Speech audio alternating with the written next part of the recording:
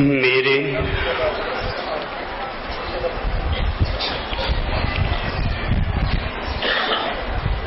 प्रिय आत्मन,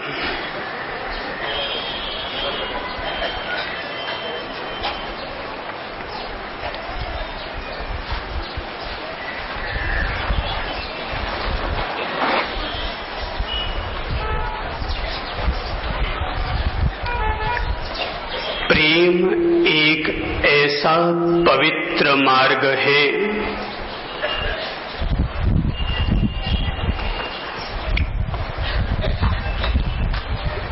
जिसकी आवश्यकता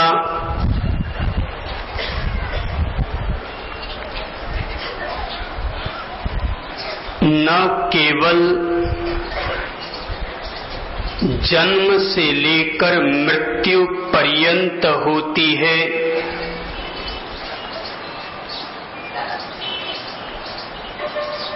वरन जन्म जन्मांतर तक जीवन के सुख, सरसता और आनंद का अगर कोई आधार बनता है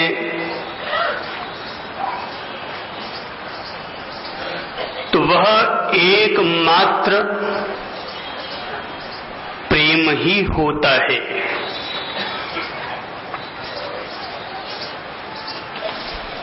यह एक ऐसा अनेरा अनूठा शब्द है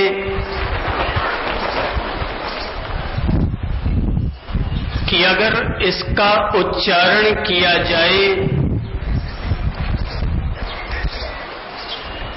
तो उच्चारण करने से जबान में मिठास उतर आती है, कानों से सुना जाए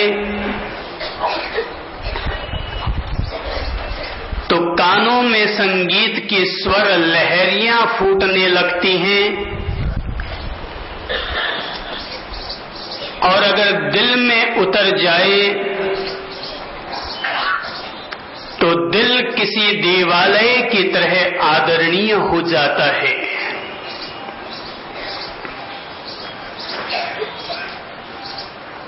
यदि संसार में प्रेम न होता तो ये सारा संसार जलकर के कभी का राख हो चुका होता। अगर दुनिया में प्रेम न होता तो ये दुनिया 4 दिन भी जीने के काबिल नहीं रह पाती।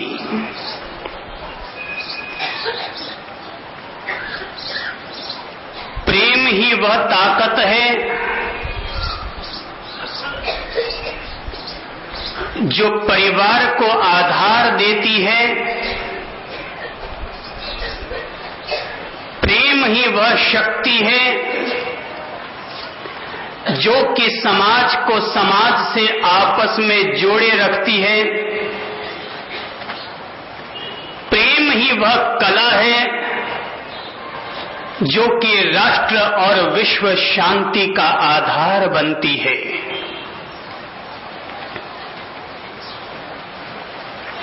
आज अगर किसी भी परिवार में धर्म के किसी भी बुनियादी उसूल की आवश्यकता है तो मैं समझता हूं वह एक अकेला प्रेम है। प्रेम की भाषा गूंगा भी जानता है, प्रेम के स्पर्श का सुख अंधा भी पहचानता है, और प्रेम के बोल को तो बहरा भी सुन लिया करता है। जहां भाषा मौन हो जाती है, जहां वाणी भी चुप हो जाया करती है, जहां केवल हृदय की एक जाया करती है, आदमी के उसी हृदय के भाव को ही हम प्रेम कहते हैं।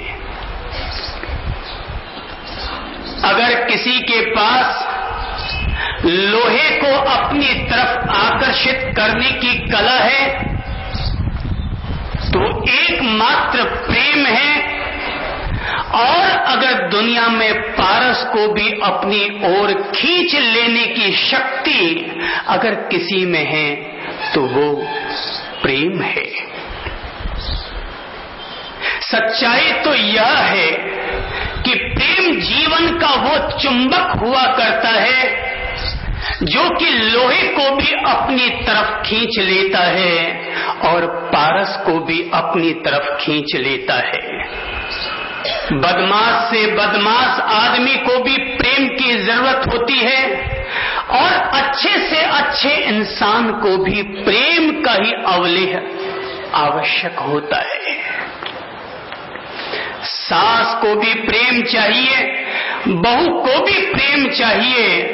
अरे हकीकत तो ये है कि आदमी अगर 90 वर्ष का हो जाए और 90 वर्ष की उम्र में भी उसकी पत्नी उसे प्रेम देती रहे तो आदमी 90 वर्ष का होकर भी मरने की चाहना नहीं रखेगा।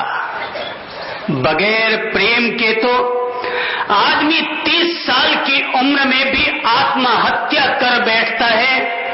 हकीकत तो यह है कि अगर कोई आदमी किसी पहाड़ी पर चढ़कर आत्महत्या करने को उतारू हो जाए, उस आदमी को भी अगर कोई प्रेम की कोई पुचकारी देने वाला मिल जाए तो आदमी एक दफा तो आत्महत्या को भी त्याग सकता है।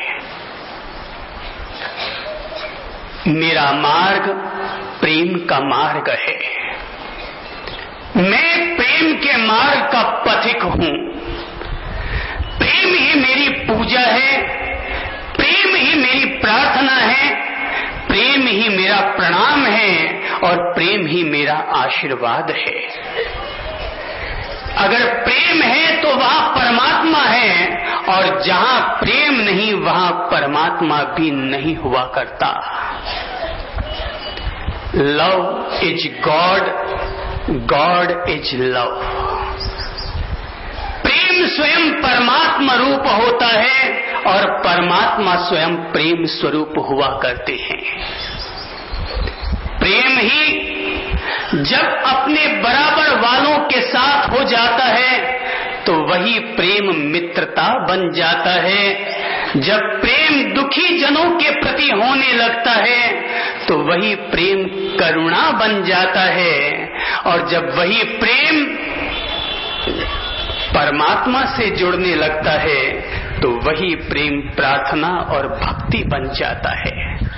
हर हाल में जीवन को जो हरा भरा करे, मरुस्थल को भी जो मरुद्यान करे, वो एकमात्र प्रेम है।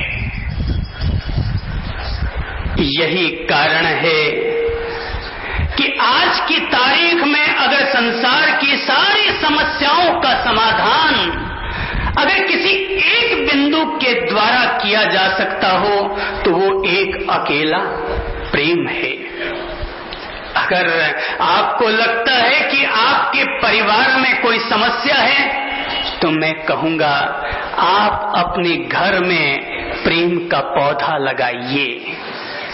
अगर आपको लगता है कि आपके समाज में कहीं टूटन है तो मैं कहूंगा कि आप अपने समाज में प्रेम का कल्प वृक्ष लगाइए। और अगर लगता है आपके पंथ, आपके संप्रदाय, आपके धर्म या आपके राष्ट्र में कहीं भी कोई समस्या है तो मैं कहना चाहूंगा उस हर ठौर, हर डगर पर एक ही प्याऊ लगाओ, एक ही प्याऊ बनाओ, और वो प्याऊ होनी चाहिए प्रेम और मोहब्बत की प्याऊ। जहां जहां मुसीबत है वहां वहां मोहब्बत लाओ, और जहां जहां मोहब्बतें आएगी वहां वहां मुसीबतें अपने आप दूर होंगी। राम के वक्त में संसार की समस्याओं को दूर करने के लिए एक मार्ग दिया गया और वो मार्ग था मर्यादा का मार्ग। कृष्ण ने जो समाधान दिया वो समाधान था कर्मयोग का समाधान, और महावीर ने अपने जमाने की समस्याओं को दूर करने के लिए जो मार्ग दिया था वो मार्ग था अहिंसा का मार्ग। मैं महावीर की इज्जत करता हूं, मैं राम का सम्मान करता हूं, मैं कृष्ण के प्रति अपना आदर भाव व्यक्त करता हूं, किंतु उनके समाधान हजारों वर्ष पूर्व में दिए गए समाधान थे।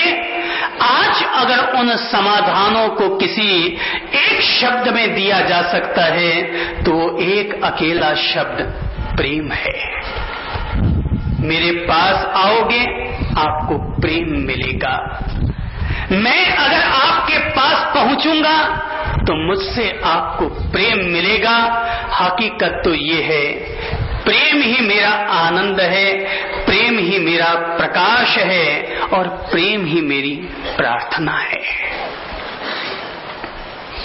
संसार की समस्याएं, समाज की समस्याएं, इंसान और परिवार की समस्याएं, सास बहू देवरानी जेठानी के आपसी तकरार की समस्याओं को दूर करने का एक अकेला साधन है और वो है प्यार, वो है प्रेम, वो है एक दूसरे को गले लगाने की जरूरत। मुसलमान लोग ईद के दिन एक दूसरे को गले लगाते हैं, हिंदू लोग होली और दिवाली के दिन एक दूसरे को गले लगाते हैं, जैन लोग क्षमावणी पर्व करके एक दूसरे को गले लगाते हैं। मैं अनुरोध करूंगा, हर रोज दिवाली हो, हर रोज होली हो, हर रोज ईद का पर्व हो, जहां जहां भी इंसान इंसान को गले लगाने को तत्पर होगा। मैं आपको गले लगाऊं, आप मुझे अपने गले लगाएं, और ये धरती जब तक एक दूसरे को आलिंगन का स्वाद न मिलेगा, जब तक इंसान इंसानियत की भाषा न सीखेगा मानकर चलना, तब तक धर्म कोई क्रिया दे सकता है, धर्म कोई परंपरा दे सकता है, पर धर्म तब तक जीवित नहीं हो सकता जब तक कि दिल में प्रेम का सुकून पैदा न हो। मिलो, आपस में मिलो। दूरी रहने के युग बदल गए। अब तक हम बहुत दूर रह चुके हैं। एक समाज से बहुत दूर रह चुका है। एक पंथ दूसरे पंथ से बहुत दूर रह चुका है। आपस में हम अब तक बहुत लड़ चुके हैं। 2500 साल में हमने केवल लड़ने लड़ाने का ही काम किया है। पिछले 2500 साल तक पंथों ने केवल एक दूसरे के बीच खींचतान और खींचतान ही की है। मैं कहना चाहूंगा कि 2500 साल में लड़ लड़ कर आपने क्या पाया, ये तो तब समझना जब आप केवल 25 साल के लिए एक दूसरे के करीब आ जाएं। अगर केवल हम 25 साल के लिए एक दूसरे के करीब आ जाएं, तो पिछले 2500 सालों में जो अब तक हमने नुकसान उठाया है, उससे 100 गुना लाभ हम आने वाले 25 साल में पा सकते हैं। अगर हिंदू और मुसलमान आपस में लड़े हैं, जैन और जैन अगर आपस में लड़े हैं, तो आप ही सोचो कि लड़ने से आज तक किसी को भी लड्डू पेड़े खाने को नहीं मिले। जब जब भी आदमी लड़ता है, या तो खून खराबा होता है या फिर दिल के देवता टूट जाया करते हैं।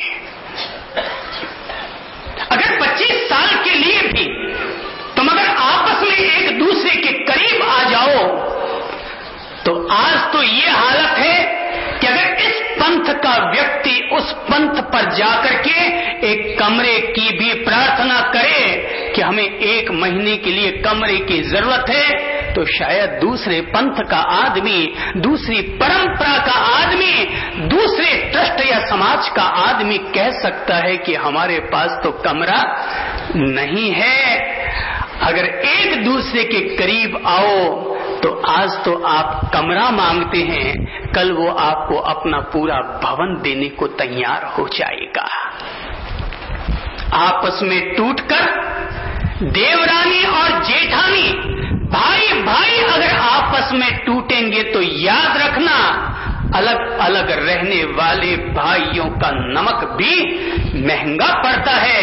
और अगर साथ साथ में रहो तो 5 भाइयों के बीच अगर एक भाई मंद बुद्धि का भी पैदा हो जाएगा, तब भी वो उतनी ही खुशी के साथ अपना जीवन जी लेगा जितना कि उसके 4 भाई खुशी और आनंद के साथ अपना जीवन जी जाएंगे।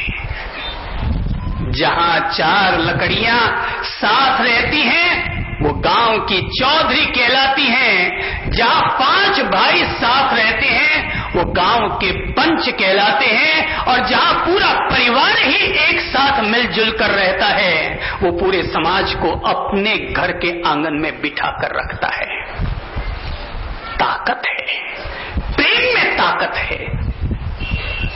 इसके अलावा और किसी में भी ताकत नहीं हो सकती। अगर आदमी मिलेगा, भाई भाई अगर मिलेंगे तो प्रेम के बलबूते पर मिलेंगे। पैसे के बलबूते पर भाइयों को एक नहीं रखा जा सकेगा। प्रेम चाहिए। सास बहू को प्रेम दे तो घर एक रहेगा। बहू सास को सम्मान दे और ये सम्मान भी प्रेम का ही एक प्रतिरूप है, और तब घर एक रहेगा। अरे प्रेम के लिए तो भगवान भी तरसते हैं।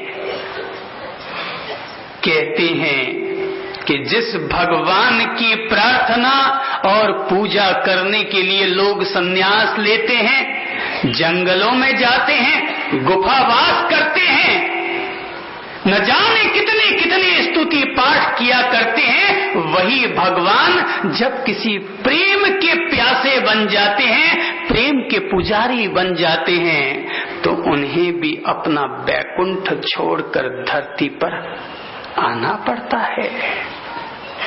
शेष गणेश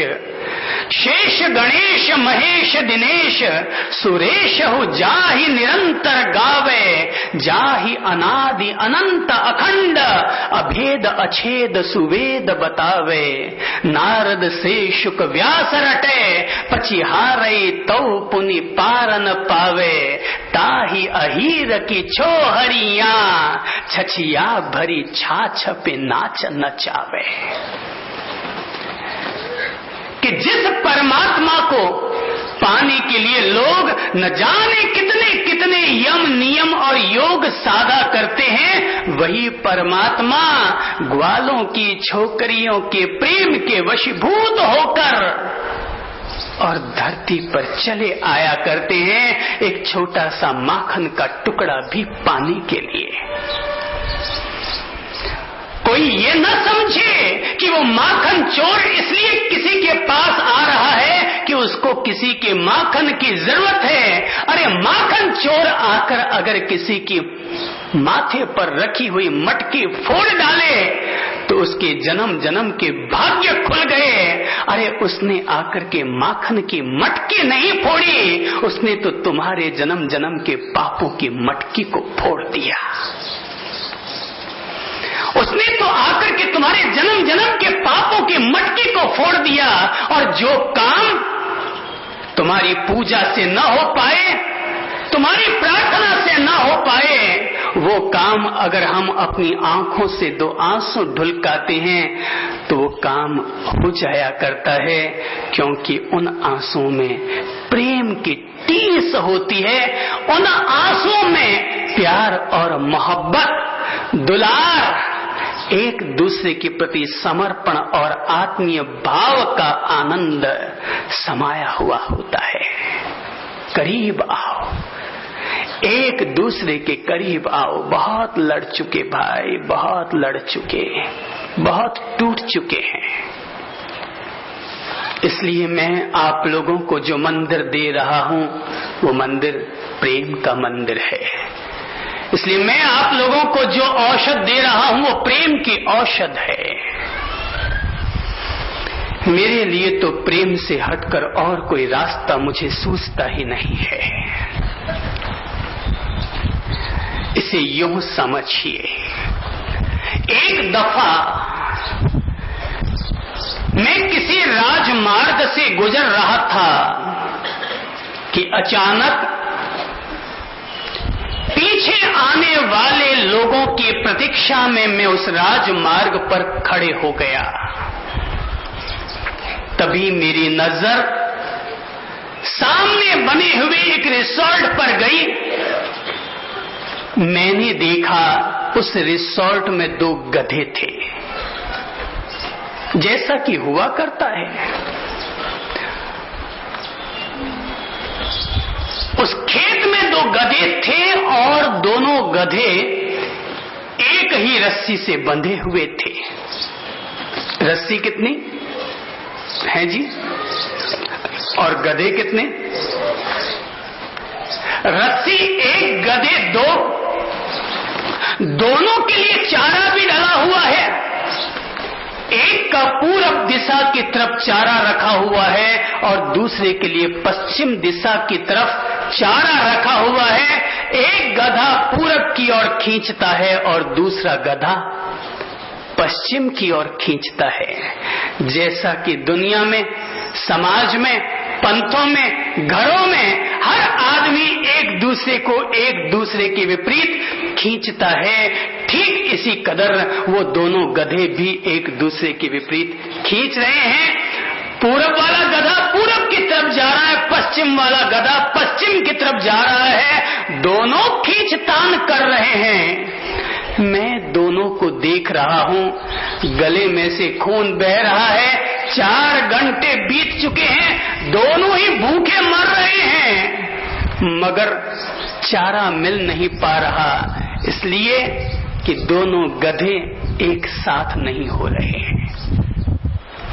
दोनों गधे अलग अलग दिशा में जाना चाहते हैं, इसीलिए दोनों भूखे मर रहे हैं।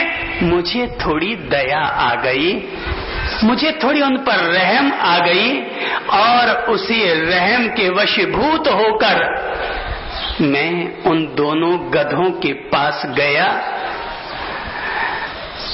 बाड़मेर नगर में आया और उन दोनों विपरीत चलने वाले 2 गधों को आपस में पकड़कर एक दूसरे के करीब लाया और मैंने कहा, भाई ओ गर्दभराज।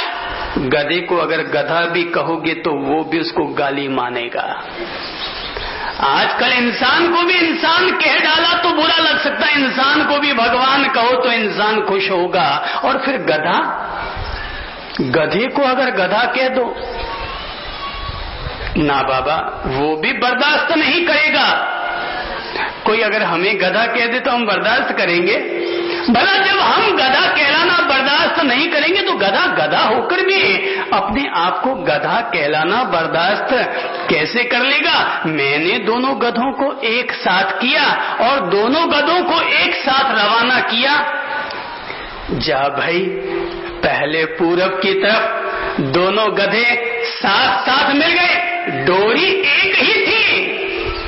किसी गधे के पास कोई डोरी होगी, किसी के पास कोई डोरी होगी, पर गधे अगर 2 हैं और डोरी अगर एक है तो एक ही फॉर्मूला अपना लिया जाए। हम दोनों एक दूसरे के करीब आए, दिल दिल के करीब आए, इंसान इंसान के करीब आए। दोनों गधों को पहले पूरब की तरफ भेजा, जम के चारा खाया, मस्ती का पेट भरा, थोड़ी सी और जगह रह गई तो दोनों गधों को पश्चिम की तरफ रवाना कर दिया। साथ साथ चलोगे तो पूरब का भी माल मिलेगा और पश्चिम का भी माल मिलेगा। और दोनों अगर अलग अलग एक दूसरे से टूट टूट कर, एक दूसरे की खींच खींच कर अगर चलोगे तो गधे जिंदगी भर गधे ही रहेंगे। गधे कभी भी गणेश नहीं बन पाएंगे।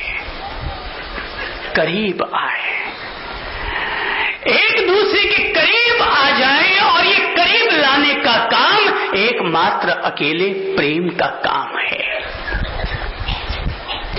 प्रेम हमारी साधना है, प्रेम हमारा पंथ है।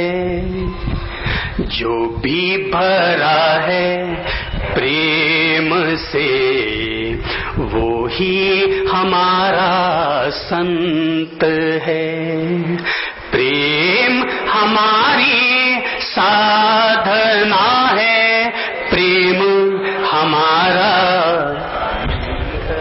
सभी साथ साथ बोलेंगे, प्रेम हमारी साधना है, प्रेम हमारा पंथ है। जो भी भरा है, जो भी भरा है प्रेम से वो ही हमारा संत है। जो भी भरा है प्रेम से वो ही प्रेम मंदिर, प्रेम मूरत, प्रेम ही भगवान है। प्रेम मंदिर, प्रेम मूरत, प्रेम ही, प्रेम के ही थाल में सब पूजा का सामान है। प्रेम के ही सब पूजा का, पूजा का सामान है। प्रेम दीपक, प्रेम बाती, प्रेम दीपक, प्रेम बाती, प्रेम सच्चा मंत्र है। प्रेम दीपक, प्रेम बाती, प्रेम सच्चा मंत्र है। जो भी भरा है प्रेम से वो ही हमारा संत है। प्रेम हमारी साधना है, प्रेम हमारा पंथ है। जो भी भरा है प्रेम से वो ही हमारा संत है। वेद हो या वीर वाणी, रामायण या गीता हो, वेद हो या जय हो, रामायण या वो क्या समझेगा इनको जो प्रेम से घट रीता हो। वो क्या समझेगा इनको जो प्रेम से,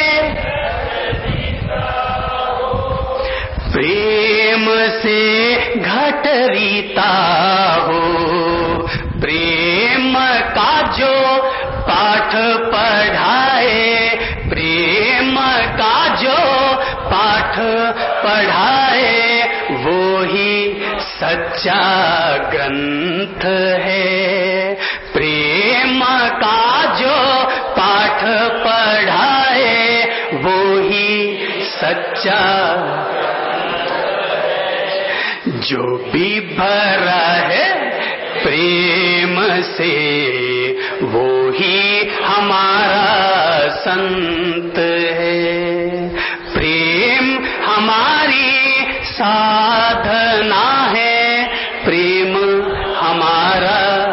पंथ है, जो भी भरा है प्रेम से वो ही नफरत के जो गीत गाते मजहब वे सब झूठे हैं। नफरत के जो गीत गाते मजहब नफरत के जो गीत गाते मजहब वे सब झूठे हैं। धर्म के ही नाम पर हम आपस में क्या टूटे हैं। धर्म के ही नाम पर हम आपस में क्या अरे आपस में क्या टूटे हैं। नफरत का पतझड़ मीटे तो नफरत का पतझड़ मीटे तो खिलता प्रेम बसंत है। नफरत का पतझड़ मीटे तो खिलता प्रेम बसंत है। जो भी भरा है अरे जो भी भरा है हाँ जो भी भरा है प्रेम से वो ही हमारा संत है। प्रेम हमारी प्रार्थना है, प्रेम हमारा पंथ है। जो भी भरा है प्रेम से वो ही हमारा संत है, वो ही हमारा पंथ है, वो ही हमारा मंत्र है, वो ही हमारा ग्रंथ है। कौन सा है पंथ तुम्हारा, कौन सा है ग्रंथ तुम्हारा, कौन सा है संत तुम्हारा कि जिससे कि जीवन में बसंत की बयार उठ आए। तो वही है कि जिसके रग रग में प्रेम हो, जिसकी प्रेरणा प्रेम की हो, कि जिसकी सुवास भी प्रेम की हो, कि जिसका स्वाद भी प्रेम का हो, कि जिसकी सुगंध भी प्रेम की हो, कि जिसका प्रकाश भी प्रेम हो। निकालो ईर्ष्या और नफरत की जड़ों को अपने जीवन से निकालकर दूर फेंको। जब तक इंसान, जब तक आपकी देवरानी, जब तक कोई भी बहू और कोई भी भाई एक दूसरे के प्रति ईर्ष्या और नफरत की भावना रखेंगे, याद रखना वो व्यक्ति घर के लिए घुन के समान होता है, वो व्यक्ति समाज के लिए किसी अग्नि की चिंगारी की तरह होता है, और वो संत भी किसी धर्म के लिए आग का शोला बनता है। जो आपस में जोड़े उसका नाम संत, और जो आपस में तोड़े उसी का नाम असंत। जो समाज को समाज से जोड़ना सिखाए वो संत है, और जो केवल आपस में तोड़ना सिखाए वो संत संत नहीं, वो मानवता के कंधे पर बैठा हुआ शव है। निकालो अपने जीवन में से ईर्ष्या की चिंगारियों को निकालकर फेंकिए। नारी माता के समान आदरणीय होती है। नारी अगर चाहे तो घर को जिंदगी भर के लिए जोड़े हुए रख सकती है। अगर नारी में से ईर्ष्या की चिंगारी निकल जाए तो नारी के समान आदरणीय दुनिया की न कोई चक्रेश्वरी होती है, न कोई सीता और दुर्गा होती है। नारी अगर अपने जीवन में से, अपने घर में से अगर ईर्ष्या को निकालकर फेंक दे, और इंसान अगर अपने जीवन में से नफरत की आग को निकालकर फेंक दे, तो इंसान इंसान नहीं, इंसान के रूप में धरती पर रहने वाला कोई ईश्वर होगा। ईर्ष्या को निकालो। कोई भले ही हमसे ईर्ष्या क्यों न करे, कोई भले ही हमें कांटे क्यों न भेदे, पर हम तो गुलाब के वो फूल बने जो औरों को हमेशा अपनी खुशबू ही देता रहे। कोई अगर हमसे ईर्ष्या करे वो उसकी मौज, पर हे देवरानी, हे बहनों, कम से कम तुम तो घर में ऐसे फूल बनो जो कि अपनी ओर से अपने घर वालों को सबको खुशबू और खुशियां देता रहे।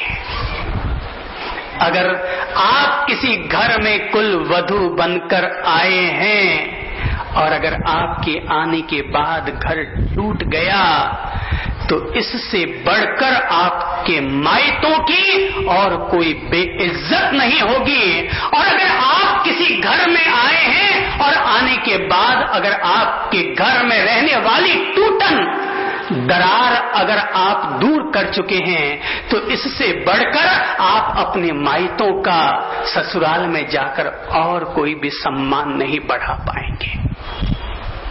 एक बहू जो घर को जोड़े वो घर की लक्ष्मी है, और एक बहू जो घर को तोड़े वो घर की शनि है, वो घर की शैतान है। वो घर के लिए वरदान नहीं, वो बहू भी घर के लिए अभिशाप है कि जिसने आकर के घर को आपस में तोड़ डाला। हटाओ अपनी जिंदगी में से इस ईर्ष्या को हटाओ। सामायिक बाद में करना, प्रतिक्रमण बाद में करना। मैं सामायिक प्रतिक्रमण की इज्जत करता हूं, पर सामायिक और प्रतिक्रमण पूजा और तिलक लगाने से पहले, मुंह पर कपड़ा बांधने से पहले अपने घर में रहने वाली ईर्ष्या और नफरत की भावना को निकालकर फेंकिए। ईश्वर के सामने जाकर अपना माथा झुकाते हो। ईश्वर को अगर अपने दिल में रखना चाहते हो तो ईश्वर कभी भी ऐसे दिल में नहीं रहता कि जिस दिल में नफरत और ईर्ष्या की आग जलती हो। अरे ईश्वर तो क्या, एक कबूतर भी, एक चिड़िया भी कभी ऐसी डाल पर बैठना पसंद नहीं करती कि जिस डाल के नीचे आग लगी हुई हो। और अगर ईर्ष्या और नफरत की आगों को हम अपने जीवन के साथ जोड़कर रखेंगे तो आदमी आंख रहते हुए भी अंधा होगा। वो किसको शांति का पाठ देगा? मैं अगर यहां बैठकर दुनिया को प्रेम की बात कहूं और मैं अगर मेरे ही घर वालों को प्रेम न दे पाऊं तो मेरी ओर से प्रेम की प्रेरणा देना भी पाप है, पाप।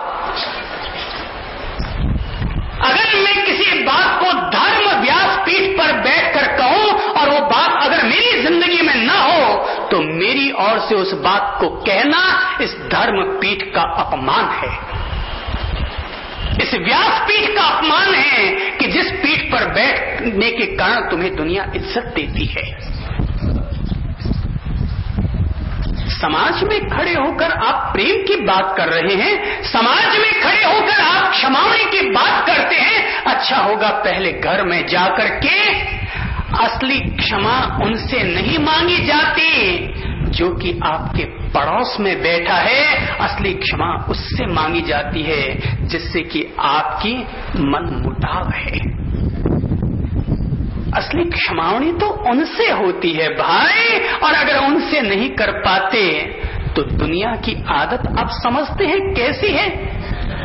दुनिया की आदत तो ऐसी है, बात प्रेम की करेगा पर दिल में अगर प्रेम न हो तो अगर किसी की लॉटरी खुलती है ना तो आदमी कहता है हे भगवान तेरे खाते में भी कैसा अंधेर है। अरे मैं तेरी इतनी पूजा करता हूँ उसके यहाँ तो 2 की भी लॉटरी न खुली, और जो तुझे भूल से भी याद न करता होगा उसके यहाँ तूने 2 लाख की लॉटरी खुलवा दी। पता है ये बात कौन कहता है? वही कि जिसके दिल में जलन है, कि जिसके दिल में जलन है ईर्ष्या करोगे दुखी हो जाओगे। और अगर पड़ोसी को देखकर सुखी होना चाहो ना, देखो भाई, अगर आपका मकान है, आपका मकान है 3 तल्ले का, आपके बगल में मकान है 5 तल्ले का, और इधर बाईं तरफ वाला मकान है 1 तल्ले का। 3 तल्ले मकान वाला आदमी सुखी भी हो सकता है और दुखी भी हो सकता है। अगर 5 तल्ले वाले को देखता रहेगा तो मन में हर समय आग दधकती रहेगी, हे भगवान कब ऐसी गोटी फिट हो कि मेरी बिल्डिंग 6 तल्ले की बने। आदमी रोटी पानी की किसी को कोई कमी नहीं है, हर आदमी दूसरे को नीचा दिखाने के लिए अपनी बढ़त करना चाहता है, बाकी तो कोई कमी थोड़ी है अभी भी। अगर 5 तल्ले वाले को देखोगे तो ईर्ष्या की आग पैदा होगी, और अगर 1 तल्ले वाले को देखोगे तो भगवान के प्रति लाख लाख शुक्रगुजारी पैदा होगी। प्रभु तुम्हारी बलिहारी, तुमने मुझे इतना सुखी बनाया है। अरे वो तो बेचारा 1 तल्ले में ही रहता है, वो तो बेचारा अभी झुग्गी झोंपड़ बस्ती में ही रहता है, तुमने मुझे रहने के लिए 3 तल्ले का मकान दिया है। कार वाले को देखेगा नंगे पांव चलने वाला आदमी तो ईर्ष्या पैदा होगी, पर अगर विकलांग को देखेगा तो भगवान के प्रति शुक्रिया अदा होगी। कार वाले को देखेगा तो कहेगा अरे भगवान तूने उसको कार दे दी, मेरे पांव में तो जूते भी नहीं दिए। पर अगर किसी लंगड़े को देखेगा तो मन में साधुवाद पैदा होगा, अरे भगवान तूने मुझे पांव में जूते न दिए तो क्या हुआ, तूने मुझे पांव तो दिए हैं, उस बेचारे को तो तुमने पांव भी नहीं दिए। ईर्ष्या को जगह दोगे तो ईर्ष्या आएगी, और प्रेम को जगह दोगे तो इंसानियत की इबादत होगी। इसे यूं समझिए, एक आदमी को अपने पड़ोसी से बड़ी जलेसी थी। जब देखो तब उसको देखकर उसके मन में बड़ी जलन पैदा होती, और भाव यही पैदा कब इससे मैं दुगुना हो जाऊं। और एक दिन उस आदमी ने भगवान की प्रार्थना की, 3 दिन का उपवास किया। दम्मक तेला होता है ना कि जिसमें आदमी जिद करके बैठ जाता है कि जब तक ये काम मेरा पूरा ना होगा तब तक खड़ा ना होऊंगा। देवता, अच्छे देवता होंगे, आ गए होंगे, बाकी तो पड़ोसी भी नहीं आता तेरे धमक तेलों को सुनकर। पर वो देवता अच्छे थे सो चले आए और आकर के पूछा, बोल भाई तुझे क्या चाहिए। उसने कहा महाराज मुझे तो केवल इतना चाहिए कि मैं जो चाहूं सो वो मुझे मिल जाए, मैं जो चाहूं सो मुझे मिल जाए। देवता ने सोचा यार इसने वरदान तो मांगा है और वरदान देना भी पड़ेगा, मगर इसने बड़ा खतरनाक वरदान मांग लिया है कि जो चाहूं सो मुझे मिल जाए। ये कहीं मेरा ही इंद्र का सिंहासन ना मांग बैठे। सो देवता भी तो इंसान के मन को समझते हैं ना। सो उन्होंने कहा भाई ठीक है तुम जो चाहोगे तुम्हें मिल जाएगा, पर मेरी एक शर्त है, और शर्त ये है कि जितना तुम्हें मिलेगा उससे दुगुना तुम्हारे पड़ोसी को मिल जाएगा। जितना तुम्हें मिलेगा उससे दुगुना तुम्हारे पड़ोसी को मिल जाएगा। मिलाप चंद ने कहा कैसा वरदान मिला। अरे भाग फूट गए। अरे ये कोई वरदान थोड़ी हुआ, ये तो अभिशाप हो गया। अरे यो कोई कमी थोड़ी थी। अरे पड़ोसी को नीचा दिखाने के लिए तो वरदान मांगने की कोशिश की थी। पर देखो तो सही यार सच्ची में वरदान मिला है या कोई ऐसे मुझे सपना आ गया है। खड़ा हुआ, कहा मेरा मकान 3 तल्ले का बन जाए। बाहर आकर देखा तो पड़ोसी का मकान 6 तल्ले का बन गया। अरे बाप रे बाप, हालत पतली हो गई। काटो तो खून नहीं। बोलिए तो और मुश्किल का काम हो गया। पहले 1 तल्ले का मकान था, 3 तल्ले का बनाया, पड़ोसी का 6 तल्ले का हो गया। फिर एक बार ट्राई करके देखूं, कम से कम अपना मकान तो अच्छा बना लूं, उसका मेरा मकान चकाचक राजमहल की तरह हो जाए। बाहर आकर देखा तो उसका मकान तो कोई जादुई जैसा चमत्कारी मकान बन गया था। बोले यार ये तो मामला बिगड़ गया, सलाह लेनी चाहिए। गया किसी हाई कोर्ट के वकील के पास और जाकर कहा साहब ये बड़ी समस्या आकर खड़ी हो गई। वकील ने कहा यार इतनी छोटी सी बात पर तू इतना हिल गया? अरे जहां जहां कानून है वहां बचने के 100 रास्ते हैं, घबरा मत। मैं ठहरा वकील, मेरा काम ही यही है, उल्टे को सुलटा करना और सुलटे को उल्टा करना। किसको क्या साबित करना, ये साबित करने की तो तुम हमें फीस देते हो। वकील हो ना तुम, मुझे सत्य बोलने की फीस नहीं देते। हर आदमी वकील को फीस झूठ बोलने की ही फीस देता है, और वकील को भी पता है। इसलिए दुनिया का कोई वकील झूठा नहीं होता, वकील तो सत्य प्रिय ही होता है। केवल कोर्ट में जाकर के उसको झूठ बोलना पड़ता है, इसलिए क्योंकि झूठ बोलने के उसको पैसे मिलते हैं। भाई झाड़ू लगाने का काम करवाओगे तो तुम अगर झाड़ू निकालने का पैसा दोगे तो झाड़ू निकालेगा, और अगर आप मैनेजराई का काम करवाएंगे उसके पैसे देंगे तो मैनेजराई करेगा। वकील सभी सत्य प्रिय होते हैं, कोई वकील झूठा नहीं होता, और आदमी को पैसा ही झूठ बोलने के मिलते हैं। सो सारे न्यायालयों में 2 में से 1 तो झूठ होता ही है, ये तो तय है। 2 अगर सामने खड़े हैं तो 2 में से दोनों वकील ही सत्य बोल रहे हैं, और हकीकत ये है कि दोनों ही वो बोल रहे हैं। वकील ने कहा भाई घबरा मत, जा अब तो एक काम कर, जा घर पर और जाकर अपने भगवान से बोल कि मेरे घर के बाहर एक कुआं खुद जाए, मेरे घर के बाहर एक कुआं खुद जाए। बोले इससे क्या होगा? अरे तू जा तो सही यार, उससे पहले अपना दिमाग लड़ाने लग गया। तू जा, गया, एक कुआं खुद जाए भगवान मेरे घर के बाहर। देखा बहुत बड़ा कुआं खुद गया, पड़ोसी के घर के बाहर देखा तो और बड़े बड़े दुगने कुएं खुद गए। वापस आया, अपने घर के किनारे से बचते बचाते निकलकर वकील के पास और आकर कहने लगा वकील साहब कुएं खुद गए। बोले अब जा और अपने भगवान से बोल कि मेरी एक आंख फूट जाए।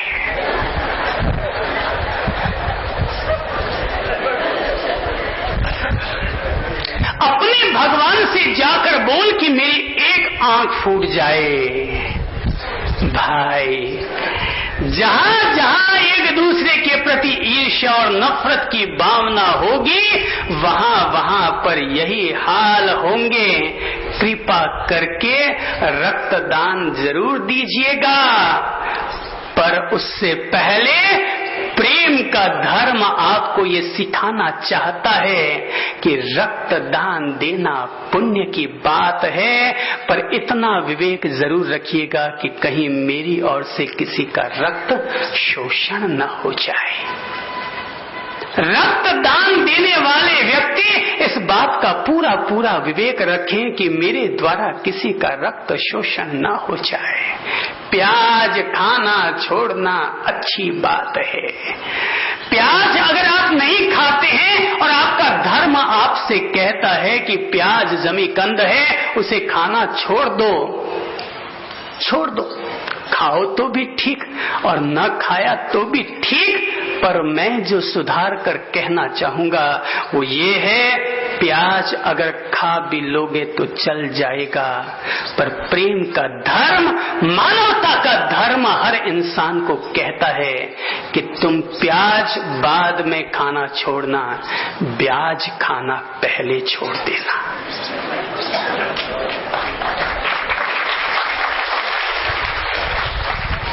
अगर आप अहिंसा और शांति में विश्वास रखते हैं, अगर आप आरंभ समारंभ से अपने आप को बचाना चाहते हैं, अरे धर्म ने ये तो भाषा दे दी सबको कि भाई चलो तब ये करना, बोलो तो ये करना। अरे धर्म अब वो धर्म होना चाहिए, ये धर्म तो हमने कर लिए। अब आम इंसान जो धर्म कर रहा है देखिए साहब, ये जो आगे वाले जो धार्मिक लोग बैठे हैं ना, इनके लिए तो प्रतिक्रमण और सामायिक का धर्म है, पर ये जो हजारों लोग पीछे बैठे हैं, इनके लिए अगर पहला कोई धर्म है तो धर्म ये है, प्याज बाद में छोड़ना, ब्याज खाना पहले छोड़ना। और जिस दिन ब्याज खाना छोड़ दो ना, तब आकर के सामायिक लेने का अनुष्ठान करना, आपकी सामायिक सार्थक और धन्य और पवित्र होगी। कुछ प्रैक्टिकल बनो भाई। ऊपर ऊपर का धर्म, ऊपर ऊपर की बातें बहुत जीली हैं, उनसे क्या मिला ये आप जाने। मैं तो चाहता हूं आदमी को ऐसा कुछ मिले कि जो आदमी के आचरण से उसका धर्म बोले। आदमी जो कुछ कर रहा है उससे उसकी अहिंसा बोले, उसकी मर्यादा बोलनी चाहिए, ऐसा होना चाहिए। तो प्रेम को जियो, प्रेम से रहो, अपने घर में भी प्रेम से रहो, सास बहू प्रेम से रहो, भाई भाई प्रेम से रहो। अरे दोस्त को जाकर तो हर आदमी गले लगाता है, पर जहां भाई सुबह उठकर भाई को गले लगाता है, वहीं पर असली दिवाली हुआ करती है। भाई भाई को गले लगाए। अरे संतान है तो माँ बाप को धोख लगाए, पर भाई तो भाई को गले लगाए। भाई जैसा मित्र नहीं और भाई जैसा दुश्मन नहीं। भाई अगर अपना है, भाई के भीतर अगर प्रेम है, तो भाई अपने बाप के समान होता है, बड़ा भाई पिता के समान होता है। और भाई अगर भाई को न संभाले तो भाई जैसा कोई दुश्मन नहीं होता। देखिए, प्रेरणा लेने के लिए किसी के सामने कहना तो ठीक नहीं है, पर प्रेरणा लेने के लिए मैं ये बात जरूर कहूंगा। हमें सन्यास लिए हुए आज 26 से 27 वर्ष हो चुके हैं। आप पति पत्नी साथ सोते हैं ना? क्यों जी? पति पत्नी साथ सोते हैं ना, पर माँ बेटा साथ सोते हैं? आप नहीं सोते हैं। भाई भाई आप साथ सोते हैं?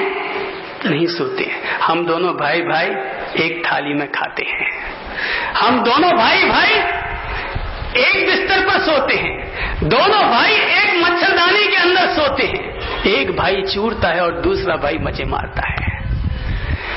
खाना खाते हैं, लाते हैं घर घर से, पर जब आते ही सब चीजों की एक मिक्सिंग करते हैं और एक भाई मस्ती से चूरता है और दूसरा भाई मस्ती से, दोनों भाई मिलकर के खाते हैं। इस प्रेम का मजा ही कुछ और है। आपके लिए चारित्र का अर्थ कुछ और होता होगा, संयम का, धर्म का अर्थ कुछ और होता होगा। हम जब रोटी खाते हैं तो हमें उस रोटी खाने में भी धर्म का आनंद मिलता है। और प्रेरणा लेना चाहेंगे आप? मैं इज्जत और आदर के साथ अपने बड़े भाई का नाम लेना चाहूंगा, जो कि ठीक मेरे सामने बैठे हैं, और वो हैं मेरे बड़े भाई प्रकाश चंद जी। शायद मैं ये बात कहूंगा, हमारी जिंदगी में हमारे पिता के जितने उपकार होंगे, उससे 100 गुना ज्यादा प्रेम और उपकार हमारे बड़े भाई का है। अगर हमारे सामने एक तरफ पिता हो और दूसरी तरफ बड़ा भाई हो, तो मैं कहूंगा कि पिता ने अगर पिता की भूमिका बनाई या दिखाई तो क्या बड़ी बात कर डाली, पर भाई ने भी अगर पिता की भूमिका अगर बता दी तो भाई भाई नहीं, वो भाई भी हमारे लिए पिता से भी ज्यादा आदरणीय हो जाना चाहिए। आज हमें 27 वर्ष हो गए हैं संन्यास लिए हुए। अरे तुम अगर अपनी दुकान 2 दिन के लिए अलग बसा लो ना, तो तेरा भाई तेरे से टूट गया, और हमें दीक्षा लिए हुए 27 साल हो गए, पर हमारे भाई आज भी हमारे लिए अपनी जान देने को तैयार रहते हैं। हमारी एक बात उनके लिए पत्थर की लकीर और शास्त्रों का आदेश होता है। न केवल हमारी बात उनके लिए, वरन उनकी बात भी हमारे लिए वैसी ही पत्थर की लकीर हुआ करती है। जब भाई भाई को इज्जत देगा, जब भाई भाई के काम आएगा, तभी तो असली प्रेम का शास्त्र पनपेगा। एक भाई के पास अगर 1 करोड़ है और दूसरा भाई अगर नौकरी करता है, तो मैं कहूंगा तुम्हारा पहला धर्म ये नहीं है कि तुम समाज में खड़े होकर 10 लाख की बिल्डिंग बनाओ। तुम्हारा पहला फर्ज ये है कि तुम अपने नौकरी करने वाले भाई को नौकरी छुड़ाओ, उसको धंधा कराओ और अपने 10 लाख का पहला सहयोग अपने उस छोटे भाई को दो। और अगर आप ऐसा करते हैं, ये असली लक्ष्मी जी का चढ़ावा है भाई। बाकी तो लक्ष्मी जी सब पर राजी रहती है, किसी से नाराज नहीं होती। आपकी उदारता का पहला अधिकारी आपका भाई है, और भाई के बाद आपका साधर्मी भाई है। और जब साधर्मी भाई भी तृप्त हो जाए, तब आकर के समाज में मंच पर खड़े होकर अपनी इज्जत के लिए पैसे खर्च कीजिएगा। बनाओ ना। समाज में मंदिर बहुत बन गए, समाज में स्थानक बहुत बन गए। समाज में अगर बनाना है तो बनाओ। ऐसा कोई महिला उद्योग बनाइए कि जिसमें विधवा महिलाएं, कि जिसमें की जरूरतमंद महिलाएं आकर के अपनी श्रम सेवा दे सके, उनको समाज के सामने खड़े होकर किसी से एक बोरी गेहूं न मांगना पड़े। अगर हमारे समाज में अगर किसी बहन को किसी भी भाई के सामने जाकर के अगर 10 किलो गेहूं महीने का मांगना पड़े, इससे बढ़कर के हमारे समाज की नाक कटाई और कोई नहीं हो सकती।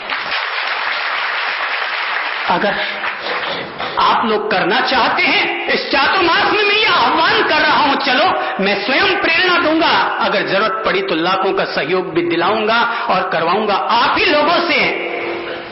चलो, किसके पास ऐसी जमीन है, किसके पास ऐसा भवन है कि जो खाली पड़ा है, आप निकालो अपने मकान को और अपने गांव की, अपने नगर की उन विधवा महिला या उन जरूरतमंद गरीब घर वालों को वहां पर आकर के पापड़, बड़ी, मसाले, साबुन बनाने का उनको काम सिखाओ और वे आकर के वहां श्रम सेवा कर सके, ताकि आप ये ना कह सकें कि वो मेरी बदौलत जी रही है, वो अपनी बदौलत जिए। उसको किसी घर में जाकर के जूठे बर्तन मलने की जरूरत न पड़े, वो स्वाभिमान के साथ जी सके, स्वाभिमान के साथ जी सके। अग्रवालों के लिए करो, ओसवालों के लिए करो, मेघवालों के लिए करो। आप शर्मा हैं, शर्माओं के लिए करो।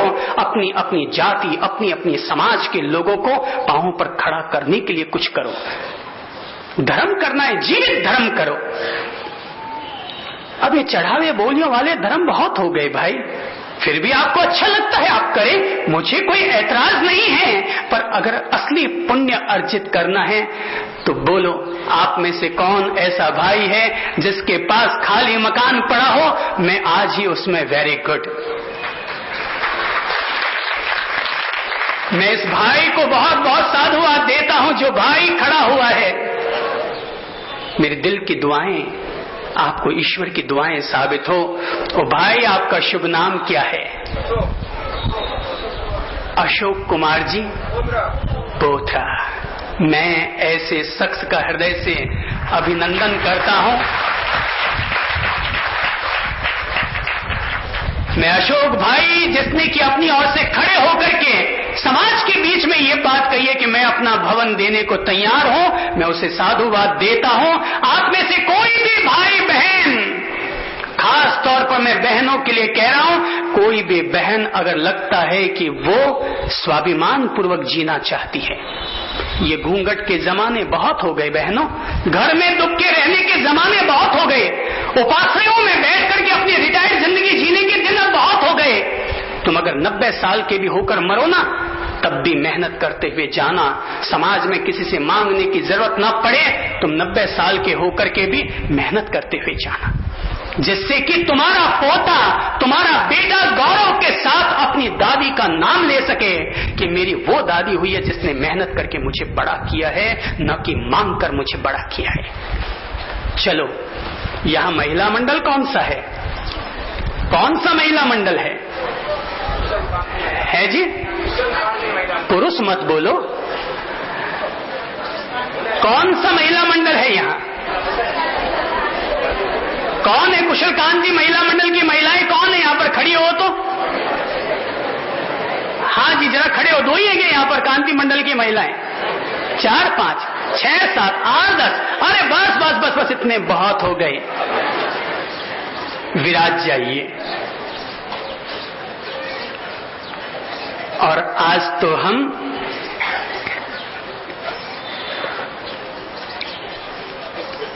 ये तो हुई वो मंडलें जो मंडलें पूजा भक्ति के काम करती रही हैं, उपाश्रयों में सामायिक प्रतिक्रमण करवाती रही हैं। चलो वे महिलाएं, आज मैं आह्वान कर रहा हूं आप लोगों को, भाइयों को भी और बहनों को भी, जिनको लगता है वे रिटायर्ड हैं, समय का भोग दे सकते हैं, जिनके पास समय की सुविधा है और जो मानवीय सेवा के काम में अपने समय को व्यस्त करना चाहते हैं, मैं चाहूंगा कि आज दोपहर में 3 बजे वे भाई और वे महिलाएं आराधना भवन में आए। आज दोपहर में 3 बजे वे भाई और वे महिलाएं कि जिनको हकीकत में ऐसे वालों का होगा, लो दान किसको देना है, मैं आप सब लोगों से आज दान मांगता हूं और कहता हूं निकालो भाई 5100 रुपये हर व्यक्ति, जिनके पास भी सामर्थ्य है वे लोग 5100 रुपया निकाले। और आज बाड़मेर में एक ऐसी बैंक की स्थापना कर ली जाए कि जिस बैंक में आपका 5100 रुपये जमा हो जाए और उस राशि से आपकी महिलाएं अगर कोई भी है जिनको लगता है कि वे 10,000 रुपये बगैर ब्याज के धन लेना चाहती हैं और उससे अपने पांव पर खड़े होने के लिए कोई धंधा करना चाहते हैं, आप उस 5100 रुपये के बैंक से उस महिला को 6 महीने के लिए बगैर ब्याज के धन दीजिए। बगैर ब्याज के आप उनको ये धन दीजिए, अपनी बहनों को खड़ा कीजिए, अपने भाइयों को खड़ा कीजिए और इस तरह से एक सभ्य समाज का, एक स्वावलंबी आत्मनिर्भर समाज का निर्माण कीजिए। मैंने पहले ही दिन कह दिया, महाराज श्री ने भी पहले ही दिन कह दिया था, हम बाड़मेर से कुछ लेने के लिए नहीं आए हैं, ये हमारी दीक्षा भूमि है, हम यहाँ अपनी ओर से कुछ सेवा करने के लिए आए हैं। और उसी सेवा करने के भाव से ही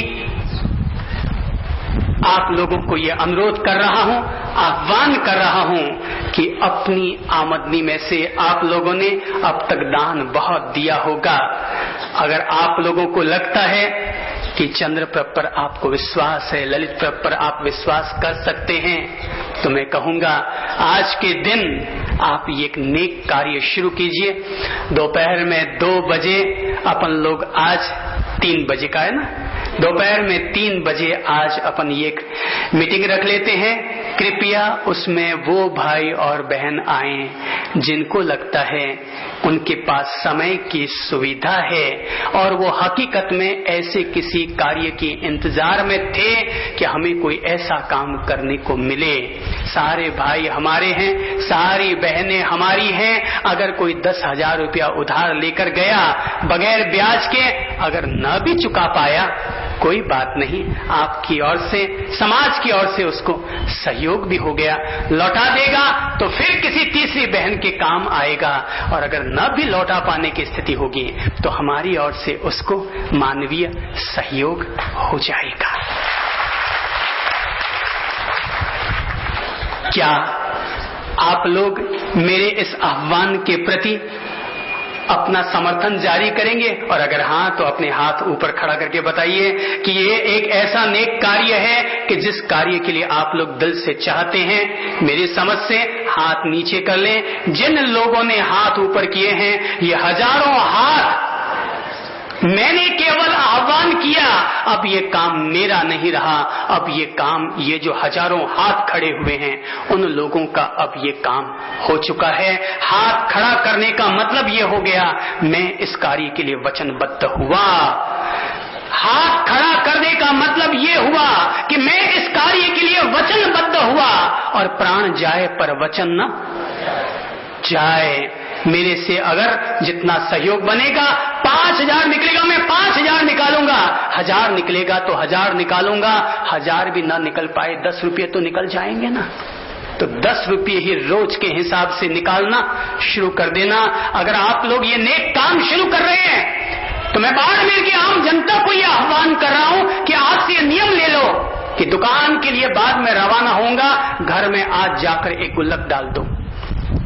पेटी ना हो मेरे से ले जाना, गुल्लक ना हो मेरे से आकर ले जाना, गुल्लक रख लो। दुकान में बाद में रवाना होंगे, 10 का नोट, कितना नोट? 10 का नोट अपनी जेब में से निकालो, उस गुल्लक में डाल दो।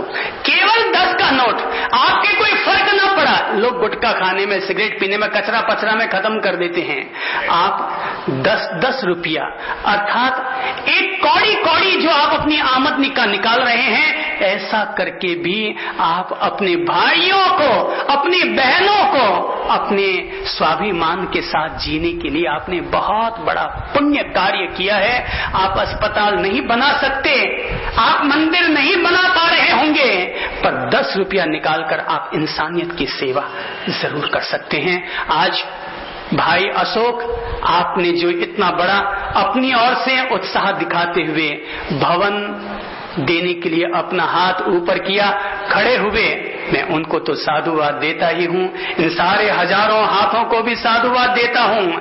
आज घर में जाकर मेरे नाम से ही सही आप 10-10 का नोट निकालना शुरू करते हैं, और शायद हम वो संत होंगे जो अपनी ओर से प्रेरणा देकर किसी को भी सौगंध पचखाण नियम नहीं दिलाते। पर आज मैं आप सब लोगों को ये नियम जरूर दिलाऊंगा। आज आप सब लोगों को हाथ जुड़वाऊंगा। आप सब लोगों को मेरी सौगंध है, सब लोग हाथ जोड़ लें और आज से 10 रुपया रोज मानवता के लिए निकालें। अपने हाथों से जाकर के ऐसे नेक कार्य में खर्च करें। न किसी को दान देना है, न किसी को चंदा देना है। आप अपने हाथों से महीने के उन 300 रुपयों को जाकर के खर्च कीजिए। मुझे पैसा नहीं चाहिए। हम लोग स्वार्थ रहित जिंदगी जीते हैं। हमारी प्रेरणाओं के पीछे हमारा 1% भी स्वार्थ नहीं होता। स्वार्थ केवल यही है, इंसान अच्छे रास्तों को जिए, इंसान इंसान के काम आए। यही इंसान का पहला और आखिरी धर्म होगा। चलो हाथ जोड़ लो। आज सब लोग हाथ जोड़ लो। जिनके पास भी लगता है कि उसके पति उसको रुपया देते हैं महीने के खर्चे के, जिनको लगता है कि उनकी आमदनी है महीने की 5,000 रुपये, वो हर व्यक्ति हाथ जोड़ ले और आज से 10 रुपया रोज मानवता के लिए निकालने के लिए कृत संकल्प हो जाए। देखता हूं, हाथ जरा ऊपर करके मुझे दिखाइए, मुझे पता तो चले कितने लोगों ने हाथ जोड़ लिया है, मुझे पता तो चले। क्यों जी, इधर वालों की अंटियां खाली हैं क्या? हैं? क्यों जी, आपकी अंटी पे पैसे नहीं है क्या? 10 रुपया मानवता के लिए अपने हाथ से खर्च करना है। रोज के 10 रुपया निकाला, महीने के 300 रुपये हुए। दोबारा अब हाथ ऊपर कीजिए। ले ले भैया, तेरे वीडियो वाले को 7 जन्म तक पुण्य करने पर भी ये सुख नहीं मिल सकेगा जो आज इतनी बहनों और भाइयों को देखकर मिलेगा। चलो बहनों, हाथ जोड़ लो, हाथ ऊपर करके, ताकि मुझे एहसास हो जाए कि कितने लोगों ने आज हाथ जोड़े हैं। मैं पचखान दिला रहा हूं, मानवता की सेवा के लिए प्रतिदिन 10 रुपये निकालने का पचखान, धारणा पचखाई अनथना भोगणम सहस्रा गणं महत्रा गणं सब समाहवत्या गणम। वो सी रही बाड़मेर नगर वासियों की जय हो। मस्त रहिए, फलो फूलो, आनंद करो, और जिनको भी लगता है कुछ कर सकते हैं, आज दोपहर में 3 बजे पहुंचो आराधना भवन में। एक नेक कार्य बाड़मेर वासियों को स्वाभिमान पूर्वक जीने के लिए एक नेक कार्य अपन शुरू करते हैं। और हाँ, जिन बहनों को लगता है कि वे मसाला बनाना जानती हैं, जिन बहनों को लगता है कि वे सिलाई मशीन चलाना जानती हैं, जिन बहनों को लगता है कि वे बड़ी और पापड़ बनाना जानते हैं, वे कृपा करके जरूर आए, ताकि वे उन भाई और बहनों को ये काम सिखा सकें। और अगर ये काम शुरू हो जाता है तो मैं सारे समाज से कहूंगा, शुद्ध भोजन अगर चाहिए तो उस आश्रम में उस महिला आश्रम में बनने वाले पापड़, बड़ी और मसालों को हर आदमी जरूर खरीदे, ताकि इस तरह से वहां पर बनने वाली चीज पूरी तरह से उपयोग होती रहे। जितनी आप लोग खरीद लेंगे उतनी आप लोग, और फिर भी अगर बच जाएगी तो मेरी दुनिया और अभी बहुत है, माल आपका बाहर भिजवा देंगे, पर आप लोगों को अपने पांव पर खड़ा रह करके मानवता की सेवा करना जरूर पसंद करेंगे। बहुत बहुत साधुवाद है। बहुत बहुत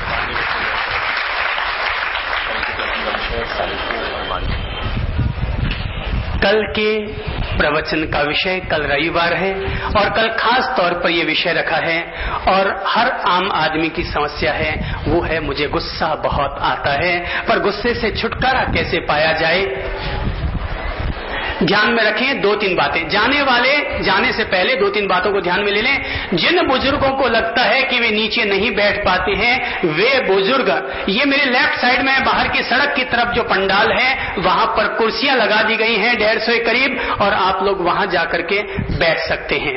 नंबर 2, कल के प्रवचन का संदर्भ है क्रोध मुक्ति के कीमिया सूत्र।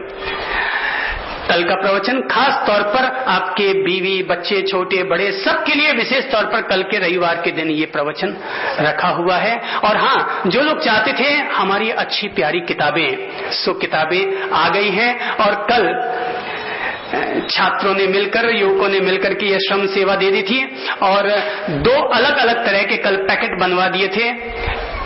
एक में करीबन 250 रुपए की किताबें हैं और एक में करीबन 125 रुपए की किताबें हैं।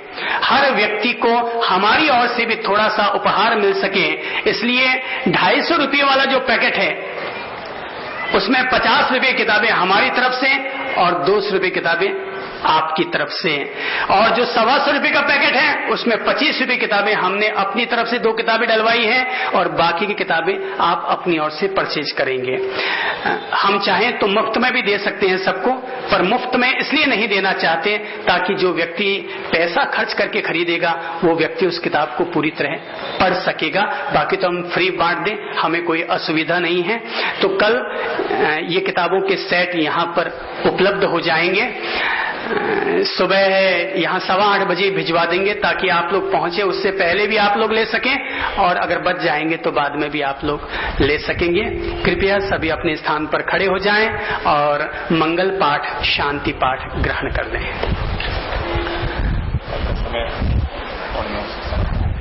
कल का समय 8:45 से 10:15 बजे तक रहेगा, ये इस बात का आप लोग ध्यान रखें। करबद्ध स्थिति, सभी लोग अपन लोग सामूहिक रूप से आनंद भाव से विश्व शांति की मंगल कामना के साथ बोलेंगे। सर्वे भवन्तु सुखिनः, सर्वे सन्तु निरामयाः, सर्वे भद्राणि पश्यन्तु, मा कश्चित् दुःख भाग् भवेत्। उपसर्गः